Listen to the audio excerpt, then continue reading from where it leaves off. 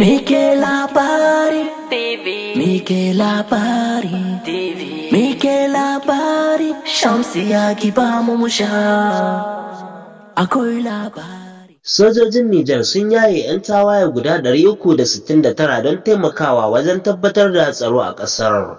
Gwamnatin soja ta Nijar ƙarƙashin jagorancin shugaban ƙasa Janar Abdurrahman Chani ta kammala wani muhimmin mataki na haɗa kan al'umma da dawo da zaman lafiya, inda ta yaye tsoffin 'yan tawaye guda 369 a matsayin wani ɓangare na shirin sake haɗa su cikin al'umma da kuma amfani da su wajen ƙarfafa tsaro a ƙasar.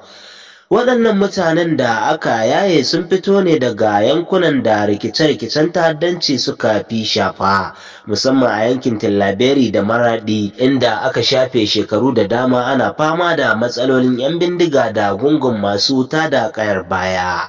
Shirin na cikin manufofin tsaro, sulhu da daidaito wanda gwamnatin mulkin soja ke aiwatarwa don rage tasirin rikice-rikice tare da bawa matasa damar gyara rayuwarsu da bayar da gudunmawa wajen samar da zaman lafiya mai ɗorewa.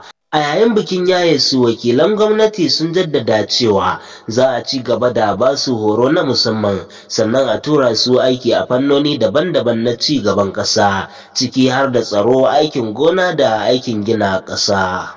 Gwamnatin ta yaba da jajircewar matasa da suka miƙa wuya da niyyar canza rayuwa, tana mai cewa wannan mataki yana nuna cewa zaman lafiya da haɗin kai na da yiwuwar tabbata idan akwai shiri da niyyar gaske. Zan so in ji ra'ayoyinku akan wannan bidiyon. Idan shine zuwanku na farko a wannan tasha, ina mai gayyatar ku da ku danna mana wannan ɗan yatsa mai kalar shuɗi, sannan wannan maɓallin ja, sai ƙararrawa domin samun sababbin shirye-shiryenmu. Da haka nake ce muku sai an jima.